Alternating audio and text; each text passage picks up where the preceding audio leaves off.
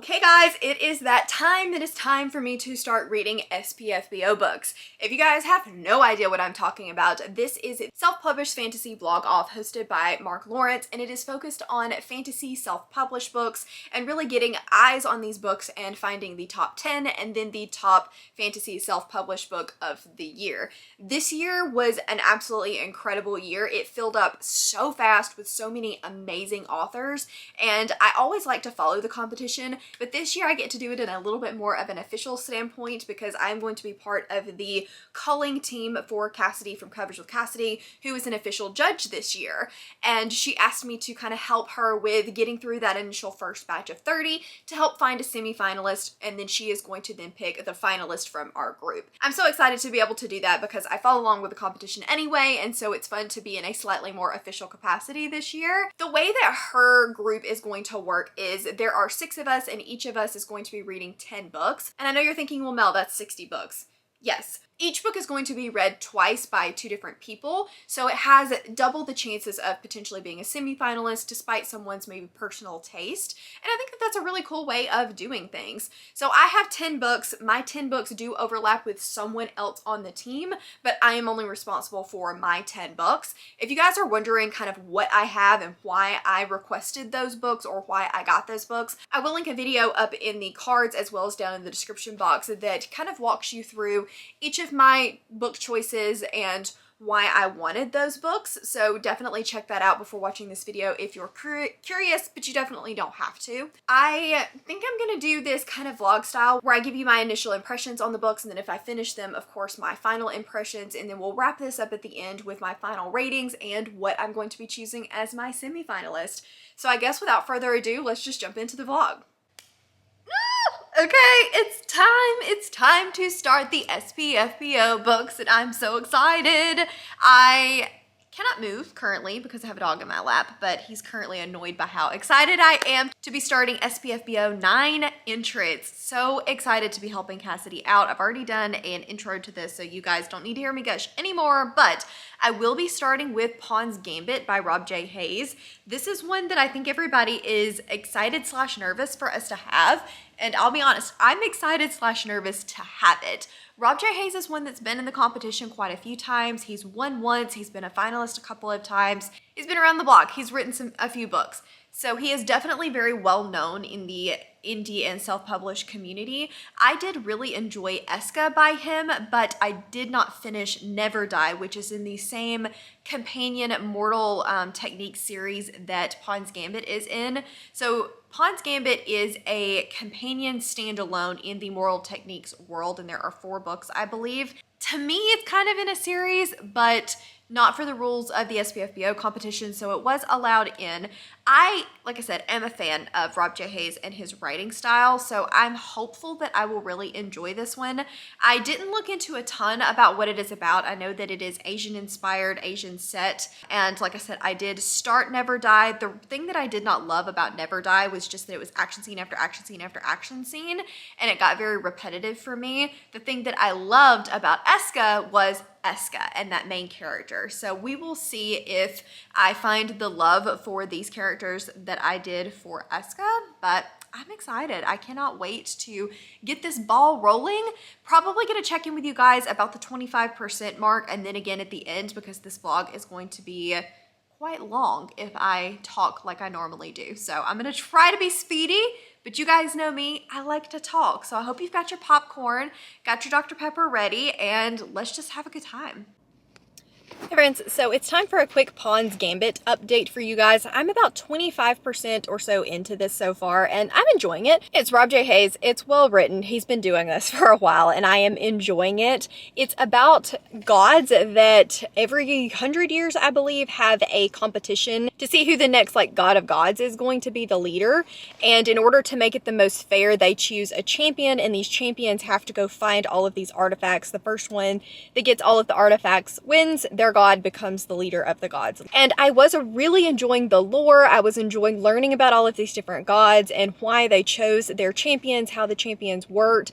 It is Asian inspired, so that's been a lot of fun too. And I like that the gods are a part of this world, not just kind of standing around in the periphery. They're actually like a part of what's going on and actively involved. I'm enjoying the writing style. I think it's fun.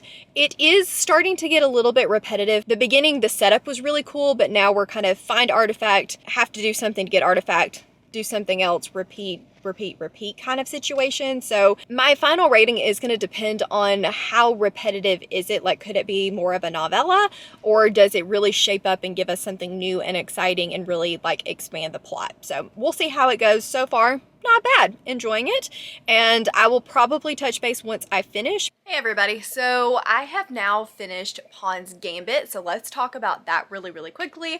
I ended up quite enjoying this book. I thought that overall it was really well done. It was extremely well written. I really liked the gods and competition type aspect of it. I thought that that was really interesting with all of the lore and the way that that was all woven together.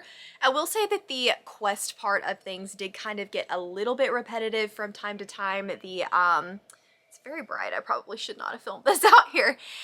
The just like adventure competition aspect of it, the nature made it quite repetitive. However, I did enjoy it. I thought that the character dynamics were really fun. I didn't necessarily engage with the main character quite as much as I had wanted to. I did like the god Nakuso?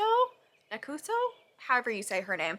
I thought that she was a lot of fun, but I didn't really connect with you as much as I wanted to, and I think that that definitely brought it down just a little bit for me.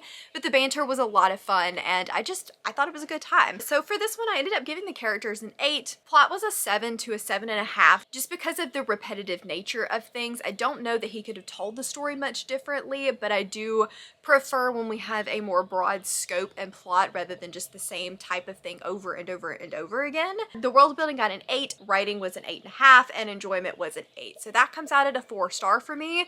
Really good, very much so enjoyed it. This could be a contender for semi-finalist, who knows, but I'm excited to continue reading. I did put up an emoji poll for Twitter just to see what people might want me to pick up next. The poll is not finished yet, but right now, the Sword of Three Rivers is currently winning. So I'm going to let it continue to run until it's time for me to pick up my next book, because I'm really curious to see how this is going to change, but it's going to be fun. I'm excited to pick up my next read. Alright, so looking at the Twitter poll, so Sword of Three Rivers did win with 42%. I did start this one, got a little ways into it. I do want to give every book a fair shot. That's part of the reason that we are reading, 2 of us are reading the same book, is to make sure that even if it doesn't work for my personal taste, it might work better for somebody else.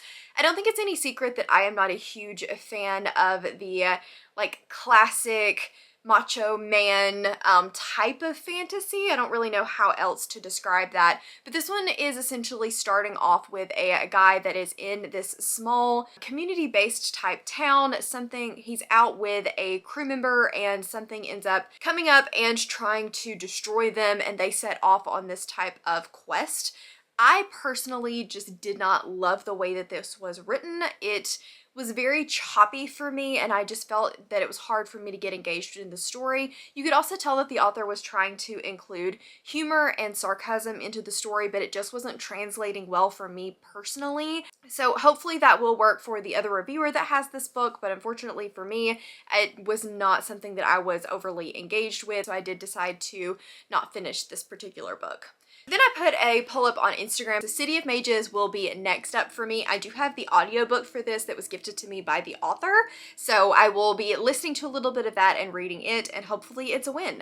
I am headed out the door to work, but I really quickly wanted to give you guys an update on City of Mages. I'm liking this so far. I think that the syntax and like the way that it's written, it's very well written, very easy to follow, to understand. It's following 2 young women in the City of Mages, and you could have like water magic, fire magic, mind magic. Our main character, Ilana, It's got a Latin American inspiration, and the narrator is fantastic for that, but that means I'm gonna butcher the names. She is scared of her magic. Something happened in her past and she won't use it. She's a great warrior, but she's never gonna be able to sit on the council until she does.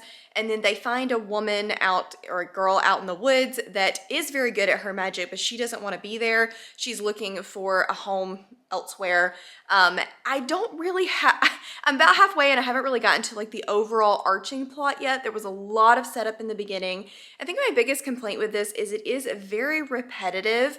We're getting told the same things over and over again. It's also quite slow, and this is a young adult story. I think the world is super interesting. I just want more of it. I want more depth to it, but I'm hoping that we do start to get a little bit more of that. As I have not finished The City of Mages by Kristen Michelle and A.G. Cerna. This is my third SPFBO read, and I ended up really enjoying this one. I thought it was a lot of fun.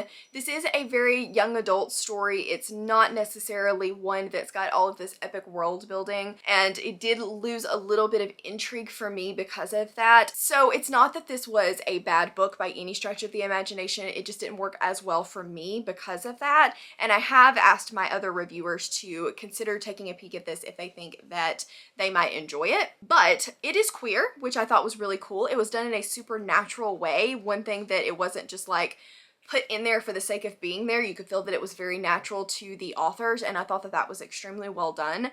This book did have a lot of tell and not show, which irritated me from time to time. I felt like we were hammering on the same thing over and over and over again. Alana is terrified of her magic, and you do find out why, but we are just told that every other sentence, and it did get a little repetitive and a little bit old for me, honestly.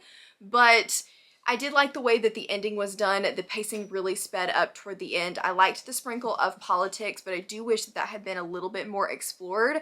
There were a lot of different themes in here and a lot of different ideas, but they were all kind of surface level done. I just wanted more depth into something. Give me more depth into the politics, give me more depth into the magic, give me more depth into this character's backstory, but I needed something a little bit more than what we ended up getting. For that reason, this one is going to get a 7 or a 3-star from me. I did really like it. I thought that the audiobook was extremely well done. I don't know if it'll make semi-finalist for me, but I do think that it was fun, and I would recommend it to other readers, especially teenage readers looking for a foray into more of a high fantasy, because this one is not set in our world. Hello everyone, another day and another update. I am reading An Inheritance of Ash and Blood by Jamie Edmondson. I don't have a physical copy, but you guys can see the ebook cover there. And I like this, but I am having some pretty significant issues with it.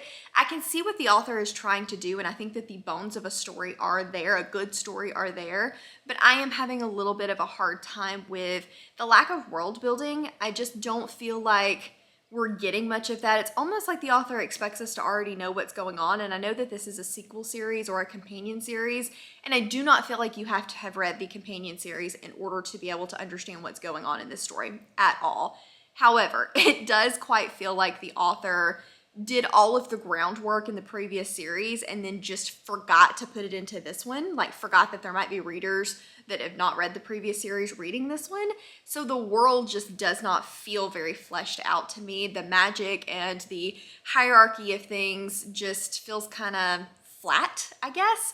I also think that Sonk reads really, really young. Sonk is our main protagonist. I say that, but there are several different points of view in here, so I don't know that he's like the #1 main protagonist, but he reads very, very young. I feel like there's a lot of tell, not show, where we're being told that this happens and told that that happens, and then the character tells another character something. And I just don't feel like I'm getting as much of the intricacies and as much of the, like, I don't know, it's just not showing me a lot. It's hard for me to picture this world because I'm just being told everything rather than being able to imagine it myself. Does that make sense? But I think, like I said, that the bones of a story are there. However, I'm about 30% in and I don't feel like a lot has happened yet. I feel like we're doing a lot of talking and not a lot of doing, but when we are doing things, I really like what they're doing. The prologue was super cool, but we haven't circled back to it yet. So I'm really hoping that we circle back to the way that the prologue and what was mentioned in there, because that was really, really interesting and got my attention right off the bat. and I do like the talks of magic and the outlier of the, royal sun.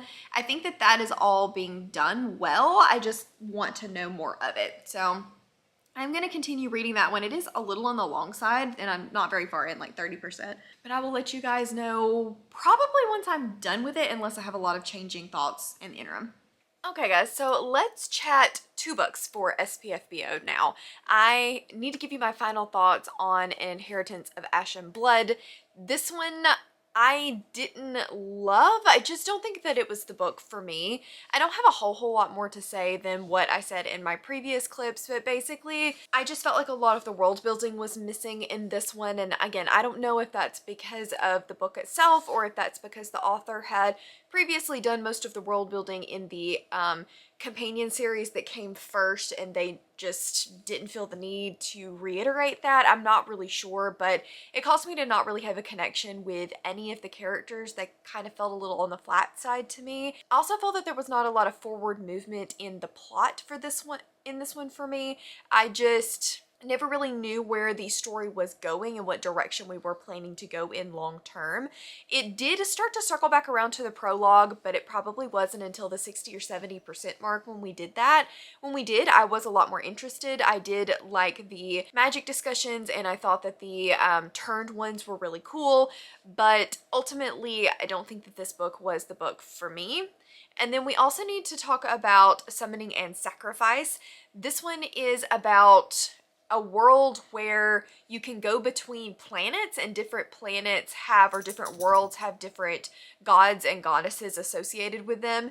And in this world that we are currently on, the goddess has left them and they have a monastery that's like for knowledge and sciences, and so we're following a group of these monks essentially, and there is a box that is found one day deep within the kind of caverns of this monastery, and there is a lady there who says that she is a messenger of the goddess, and if they do the things that she is asking them to do, the goddess will return. I think that this one has an interesting concept, but I do wish that we had a lot more world building than we do. I think that there is some really cool things to be had with this off-planet stuff, and we're talking about men with dog faces, and no one even really seems to blink an eye at any of this stuff, and I want to know more about it. I feel like the book is written in a relatively formal style, which sometimes is hard for me because we're talking in a very particular manner, a very formal manner to one another, and so sometimes things don't feel as natural in the dialogue. But I do think that there are some interesting concepts and some interesting ideas. I just wonder, I hope we get those a little bit more fleshed out. I am about halfway into that one, so a pretty decent chunk, although I will say it's not very long. It's only about 200 pages, so I should easily be able to finish that one tomorrow and move on to my next read. So I have now finished A Summoning in Sacrifice by Nathan Hartel, and I think that this one just was suffering from being way too short. It felt like it was the setup to a 500-page fantasy novel, and instead it was 200 pages and intended to be a complete story, and I just don't think that worked very well. We had a lot of perspectives in here. I think there were 4 or 5 different points of view, but you never really got to know any point of view very well. It was just like it was shifting from scene to scene to scene, and there was not a lot of the in-between moments. We were just chapter, this was a scene that they wanted to have. Next chapter, next scene. And it didn't always make clear sense to me how we were getting from one scene to the next, one character point of view to the next. I did find the writing a little bit overly formal, especially in the dialogue, and that did make it a little harder for me to connect to the characters and what was going on, and I just wanted a little bit more plot and direction from this first installment. I do think that this is a series, so it's not like it just kind of cuts off and stops, but it just needed to be a little bit more and stand on its own a little bit more, because even series tend to, like, they're their own book, and this just felt like the prequel, the first 200 pages to a much longer story. So I have no idea what I'm going to be reading next. Tomorrow we're going to a Braves game, so I don't really know how much reading I'm going to get done in the next day or two, but I still have The Blood of the Lion, The Awakening Fire, Prince of the Fallen, and Hearts Lost left. and Crystal Gunslinger. So I do have several different options of things that I could choose from. I could go with a fantasy romance. I could go with two of the more epic fantasies. I don't know. I'm not really sure what I'm feeling, but once I decide, I will let you guys know. I think so far I've had some pretty good ones, but I'm still not like 100% convinced that I've found my semi-finalist yet. So I still want to keep reading. Like there's one or two that could definitely be contenders that I've already read, but I need a little more time. I want to read the other. I have started, full disclosure, I have started Crystal Gunslinger, and I just need to get back to it. But I wasn't hating what I was reading. I thought that the world was super cool, like crystal scorpions and crystal spiders. Very cool.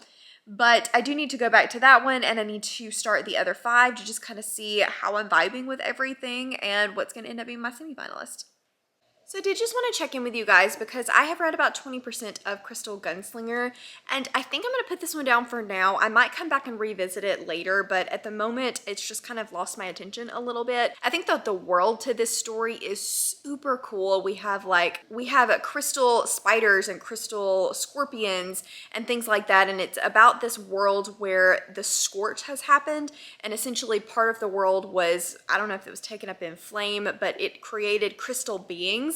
And it's a very hostile environment where some people do live, but they're having to constantly fight for their like place in the scorch. And then we have the Crystal Gunslinger, who has a gun made of crystal that can kill crystal beings. And I think that the world is really interesting. I think that the setup is super cool. However, the Western vibe and the like Southern slang, it just isn't really working for me particularly well. And I found that it has kind of lulled out a little bit toward the 20-30th percent mark of the book. I feel like the pacing just kind of really dipped off from where it was in the beginning. So I might end up revisiting this one. It's not one that I am actively disliking. It's just one that I'm not really engaged by, and so I don't feel the drive to pick it back up. But I can see where someone who really likes Westerns and wants a cool fantasy world to go with it would quite enjoy this book. I'm just not loving that aspect of it, and unfortunately that is a relatively large aspect of the story. But I did want to touch base and give you kind of my initial impressions before I continued on reading and forgot kind of how I felt about it in the beginning. Hello guys, so really quickly I need to talk to you about Prince of the Fallen by M.H. Woodcourt, I believe is the title of this one. This is my next SPFBO read. It's a very classic fantasy story that is about a kingdom that was overthrown by the king's brother, and he basically got rid of the king's son so that there was no more legitimate heirs. And this son is now come back 18 years later. He is the Prince of the Fallen, and he is the potential messenger of a god. There is a lot of discussion about religion. This is a very religious-based society. They worship the sun god, and there's also another, I believe, race that worships the moon god, and there are a lot of like priests and priestess involved in this. There are the makings of a very cool story in here, but I'm having a little bit of a hard time getting there just because of a couple of things that are not my personal favorite. One is the writing, and not necessarily the writing as a whole, but the dialogue. It's not poorly written, it's just extremely formal. And so I have a hard time really connecting to any of the characters because they just feel very stiff, especially when they're speaking. And a lot of what we're learning about is coming from the dialogue, and it's very proper. It almost feels like this is a fantasy book, but I'm watching a like Roman inspired movie where they're talking in that kind of manner.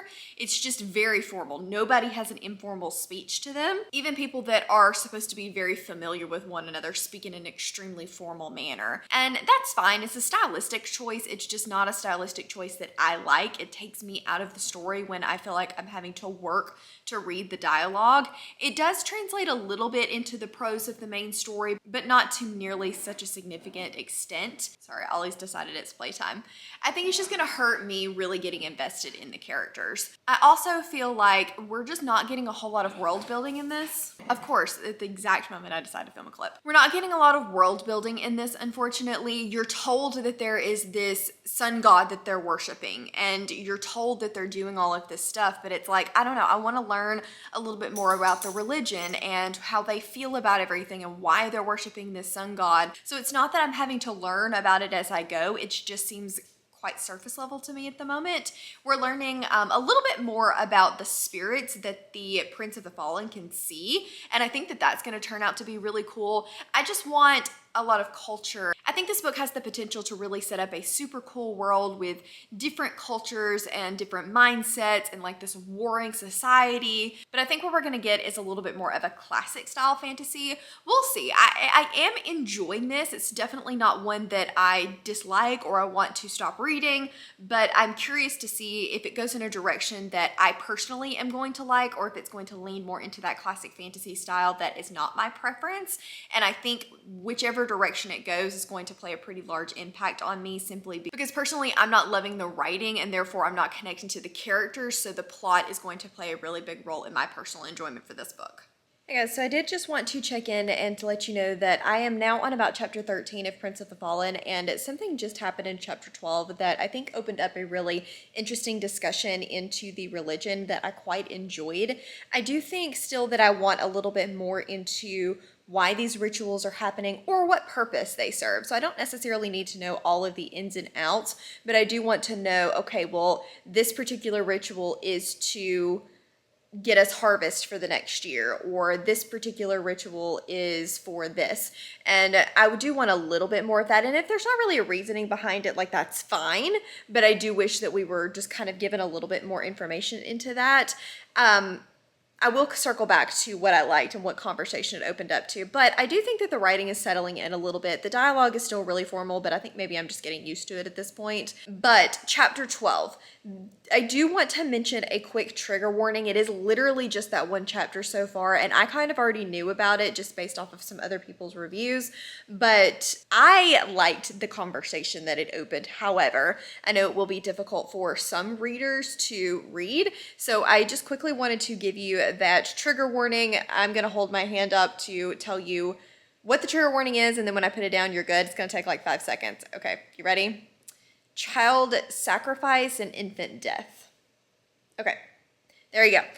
That's going to be hard for some people to read, but I thought that it was done with a purpose, and I don't like things gruesome to be there just for the sake of being there, but I think that opened up a really interesting conversation. It opened up a little bit of character development for Liko, I don't remember how you say his name, the Fallen Prince, but it also opened up a lot of conversations as to different cultures and how if you grew up in this religion, then you take it at face value. Like, you are convinced that this is being done for this reason and it's got no fault, even though there's obviously fault to it. They don't see it that way. And then you're getting a perspective from an outsider that's like, wait, I didn't grow up in this and something is wrong. Like, this is not a good thing to be doing. This is not a good practice to be practicing. I just really liked that conversation and opening up that discussion. I am still a little bit bored. I'm not gonna lie. I do wish that some more was happening, but I'm liking that conversation around the religion aspect of it. So I'm gonna go back to reading. I'm still only at like 40%. So I'll probably check back in with you guys once I'm done with it, but that was a pretty big moment. So I did wanted to say that I liked it and I liked the conversation before I forgot to mention it in the next check-in. I swear I will move out of this spot eventually, but it is the next day and we have puppy dogs that are sleeping, and it's just, you know, you don't wake up a sleeping puppy dog, right? So I just wanted to let you guys know that I'm coming in on the final bit of Prince of the Fallen, and let's talk about the good of this one. I think that this book is well written, despite the kind of unnatural dialogue to me in the beginning, and it does have a little bit of unnatural dialogue throughout. I do think that that is quite intentional for the setup of the characters. The book as a whole is not written super formally, so I think that this is a well-written story, a well-crafted story. I will say that I liked the discussion of religion and different cultures and how you can kind of almost be, I hate to say the word brainwashed, but you can almost be kind of convinced of thinking a certain way when you grow up in that culture and you grow up with that religion, whereas someone that didn't wouldn't have those preconceptions and would be a lot more willing to accept others. And I thought that that was really interesting, and I liked those conversations while we were having them. The things that I did not love about this is it is a very classic fantasy, and you guys know that for me, I'm not a huge fan of that. It was not my favorite in pacing. I felt like I was bored for a lot of the story, that we were just kind of talking and getting to know things, and we weren't really getting to know the things that I was super interested in. I either wanted more about the world, or I wanted to know more about the character's backstory. I wanted to get to know them a lot better, or I wanted more on the religion aspect of things. But I felt like we meandered for a lot of the book. And then we got toward the latter half, and it did pick up in pacing quite a bit, but it took a little bit of a weird turn for me into a sci-fi type story. And I don't know that I really loved the direction that it headed at that point, because that is very far off from the setup that we had in the beginning. So while this book, I think, has its audience, I don't know that I was the perfect audience for it. I do think that it is very strong in its writing. Like I said, it had some very good conversations, and I think that this is definitely going to appeal to a lot of people. I just wish that the direction had, and I know it's weird to say I wish it had stayed a little more classic fantasy, because that's not my preferred, but I just felt like we deviated so far from where the book started without enough setup for me to believe to get it to that point. It kind of lost its logic for me a little bit. But overall, I think that this book is good. I think I'm going to give it a 3-star. It was fine. But it was not a favorite of mine. So I think next I'm either going to move into Blood of the Lion or Hearts Lost. I'm thinking I may move into Hearts Lost because I am looking for a fantasy romance. I'm kind of in that mood right now. So I think I'm going to move into that next, and once I'm a little further in, I will check in with you guys. But for now, I am going to go pet the sleeping puppies, and I'll check in with you soon. Okay, so it is time for an update, and sorry it's a car update. I don't have my camera with me. I've had a student at work for the last week or two, and so filming, especially during work times when I am at a point in a book where I want to update you, is a little bit hard to do. So I'm hiding in my car, and we're going to do this now. I have 2 updates. The first is on Hearts Lost by Meredith Hart. This one is about a fae world where there is the summer court above and the autumn court below, and they're at war with one another, and each has got a princess of one and a prince of another. This book, I think that I'm probably going to not continue on in. I did read the first little bit of it and felt like it was just a little too fairy tale-esque for me. It almost feels like a Sleeping Beauty kind of retelling in the beginning, and it just wasn't really my style of story. It's definitely going to be a fantasy romance, but I was having a hard time at telling who our characters were and what their purposes were. I felt like you were dropped in without a lot of explanation, and not necessarily in the way of learning about the world and getting these little snippets as you go. I feel like I didn't know who anybody is, and we weren't telling me who anyone was. It also almost felt like I was missing the beginning of the story. Technically speaking, this is the second book in a series that can be read as a standalone, but unfortunately what I'm finding throughout this competition is a lot of times that can be read as a standalone thing is only 60 to 70% true, and there is still a piece that feels like it's missing when you're reading it, and I think that that's the case here.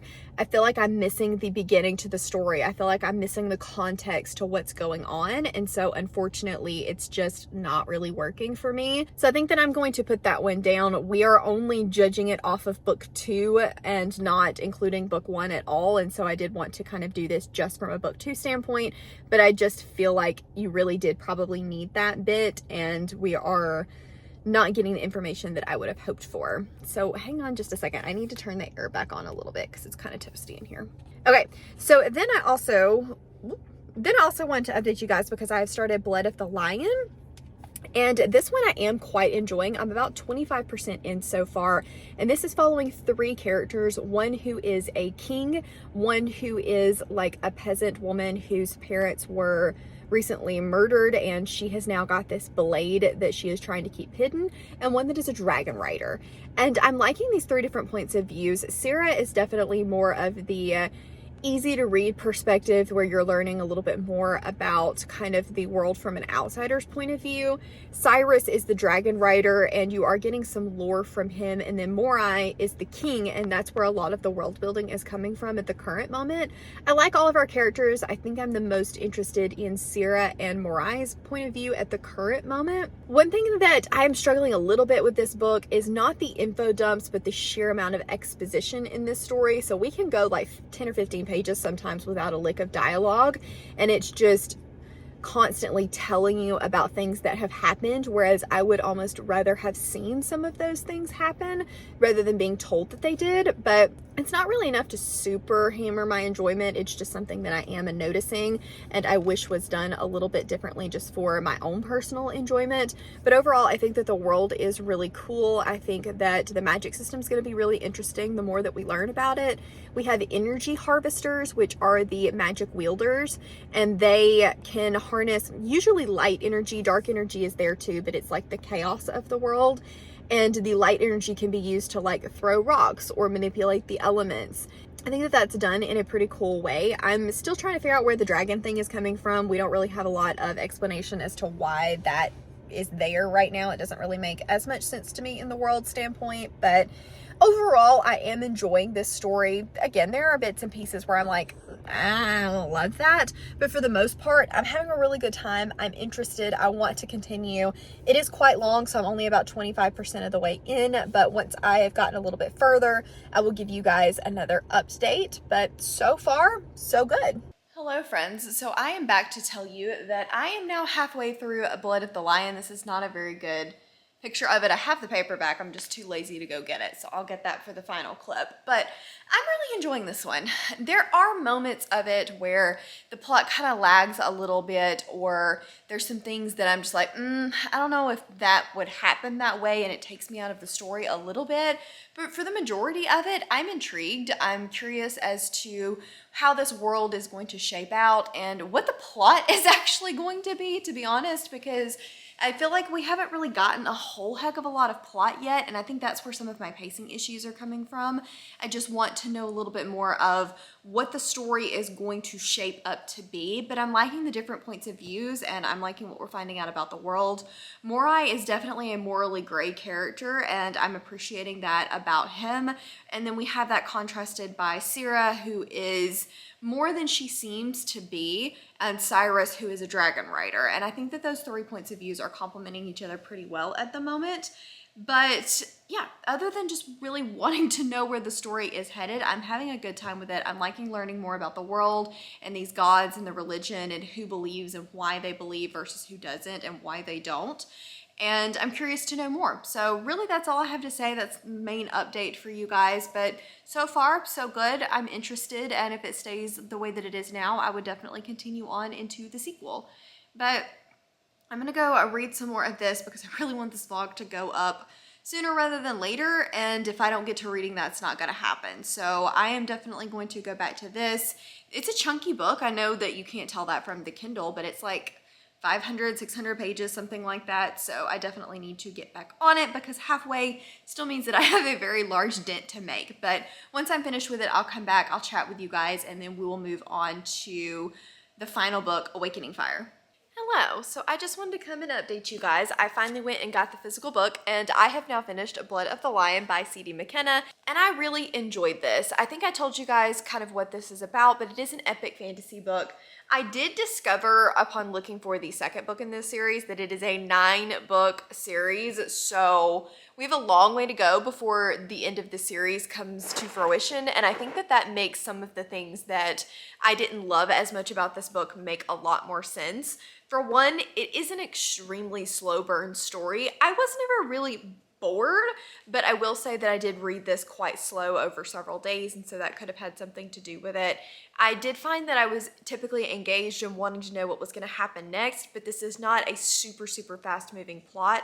With that being said, I do think that I wish we had gotten a little bit more in-depth world building, a little bit more explanation as to why things were happening, because while we got some cool stuff, I didn't always get the depth that I wanted behind that cool stuff.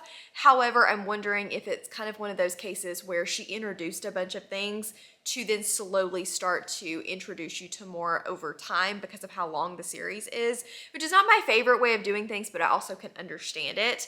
I also think that while the 3 main points of view I quite enjoyed, and I felt like I did kind of get to know them and their personalities, I wish that we had gotten to know the secondary characters a lot better. I felt like they were mostly just kind of hanging out, and there wasn't a lot of depth to our secondary characters, which I would have appreciated more from. But overall, I had a good time with this book. I can kind of see where things are slowly starting to go. I definitely think that each point of view is going to focus on something different for a little while before they all kind of start to come together.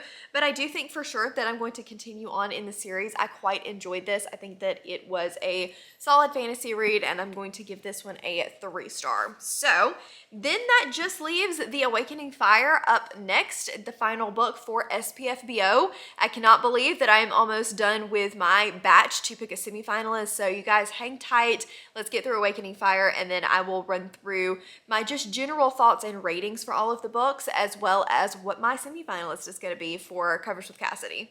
Friends, pardon the hair, makeup, all of that fun jazz. I've just gotten out of the shower after being at work all day, and we're looking a little rough. But I did want to talk to you guys about The Awakening Fire by Cassidy Filane, I believe is the author for this one. I'm about 30-ish%, 35% of the way through this one now, and it is about Hilo, who is the written off son who has always believed in the ancients and that the ancients are going to come back and rule again. The ancients have been a dying religion, it's a forbidden religion, and he is part of this underground commitment to get all of the teachings about the ancients and then to have them once again sit the throne. And then we've got another point of view who is a Terrace, and he was one of the overthrown family members that used to sit the throne. And at the point we're at now, there has been a coup, the overthrowing of the king. And I'm not disliking this book, but I definitely am having a few issues with the dialogue in this. It all feels very dramatic, and everything feels like it's said with a huge punch and not in a necessarily normal way. And I am struggling with that a little bit because you guys have heard me say before, if the dialogue is a little bit more unpolished, then sometimes it can be harder for me to connect to characters because I don't really feel like I'm getting a lot of them. And that's how I feel a lot of times authors do relay character personality, is in the dialogue and what they say when they're speaking to other characters. So I am having a little bit of a hard time with that. I'm also struggling some with the pacing of this book. We open up on a bang and then things just start happening, and we're kind of jumping all over the place a little bit. I definitely feel like there should have been more lead up from the Terrace son and hero meeting to overthrowing to being at each other's throats. It just felt very rushed to me. And again, that makes me really struggle with connecting with the characters and understanding motives because everything is moving so fast. Yet at the same time, I'm like, okay, well, where are we going to go from here? Because it seems like we've now accomplished what the book was setting out to do 40% in. So I am curious to see where it goes from here. I don't think this is a bad book by any means. I just am not sure if it's going to be something that I am gonna be able to connect with as well as I would hope. So I'm hoping to finish this probably not tonight, if we're being completely honest, but tomorrow. It's not a super long book. And then I will check back in with you guys. We will talk about my final ratings for all of the books, and I will announce my semi-finalist. Hey guys, so I just quickly wanted to update you on my final thoughts for Awakening Fire by Cassidy Filane. This one, I don't really have a whole lot more to say than what I already said. I think that the plot was interesting, but I do feel like it was a little bit too fast-paced for me. I wanted to know more about the world and more about the characters in order to just really make me feel like I understood everything and connect a little bit better. But overall, I think that the plot and the kind of coup aspect was interesting. I think that there's a lot of potential here. I'm just hoping that maybe in the future we do get a little bit more development out of the story. But overall, I do think that the plot and kind of the direction that the book was heading was interesting. So I don't really have a whole lot more to say than that on this one. I think that we pretty much talked about most of the way that I felt about it in the previous clip, but I need to go kind of get everything situated. I'm gonna put in all of my numbers. We will wrap up this vlog and finally announce the semi-finalist. Okay guys, so we have come to the end of my SPFBO first round journey finding my semi-finalist, and what a ride it has been. I found some really good books and unfortunately some that were not favorites of mine, but I feel like everything in my list did have a lot of potential and some of them just weren't to my taste when we're talking about reading. And that's part of the reason that I like the way that Cassidy did it this year, is because each book had 2 chances to make it to a semi-finalist. So even though maybe they weren't my preferred type of book, they still had another chance with a different reader that had different taste than me. So let's quickly just run through my overall out of 10 ratings for each of these books, and then the moment you've all been waiting for, my semi-finalist. So first up, we had Pawn's Gambit. I really enjoyed Pawn's Gambit. I thought that it was interesting in the way that it had a competition type element. I thought that the world building and the writing were super, super strong, and I quite enjoyed this one. I ended up giving it a total 7.92, which is actually really high. That's about a 4-star. Quite enjoyed this. I would definitely recommend it to fans that are looking for a little bit of a more slow burn competition type element, but I really enjoyed the way that it slowed down. We got to be introduced to the characters, and I thought it was well done. And then we moved on to, I'm going to try to do these in order of which I read them, City of Mages, which I ended up giving a 6.42, which is a solid 3-star read. I thought that this one was well crafted and well written.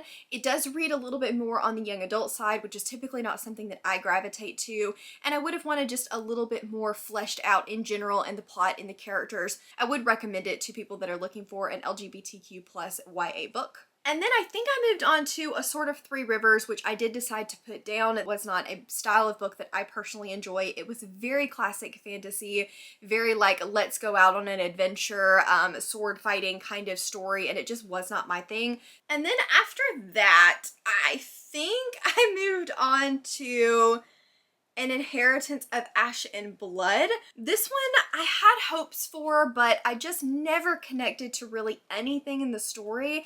I felt like because this was technically a companion series that I was missing a lot of context.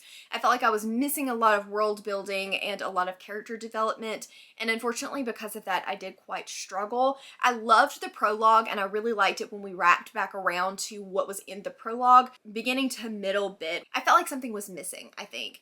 So I ended up giving this one a 3.42. Then we moved on to, I think it was Summoning and Sacrifice after that.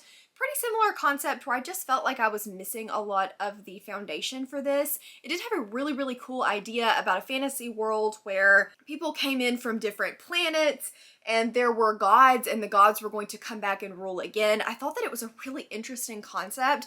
I just felt like we weren't really getting a lot of the concept. The focus was on some other types and weird situations, and I just wanted a little bit more world building and character development to introduce me to the plot so that I had a better idea of what was going on and was able to fully grasp and understand the story. So I did give this one a 3.83. It was just missing a lot for me. Then I moved on to Prince of the Fallen, and again, I think that this was a really cool idea. It was a lot more classic fantasy than I typically enjoy, and I found that it was written in a very formal style, which unfortunately for me did keep me from really ever connecting with the characters, but I thought that the world was really interesting. I just wanted a little bit more of it once again. So I ended up giving this one a 5.58, which is a low 3-star.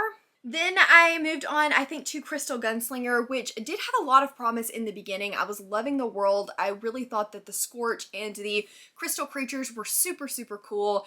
Then we really leaned into the Western side of things and the plot slowed down a lot, and unfortunately it did lose some interest for me. I was much more engaged in learning about the world than I was our Western character, gunslinging character, so I think that that's where it fell off a little bit for me. So I did decide to put it down just because my interest was waning a little bit. I do wish that we had had some more character development more toward the beginning, and I felt like sometimes the dialogue I did struggle with a little bit, but overall the idea, really cool. Then I think I moved on to Hearts Lost after that. I'm trying to remember what order I read things in.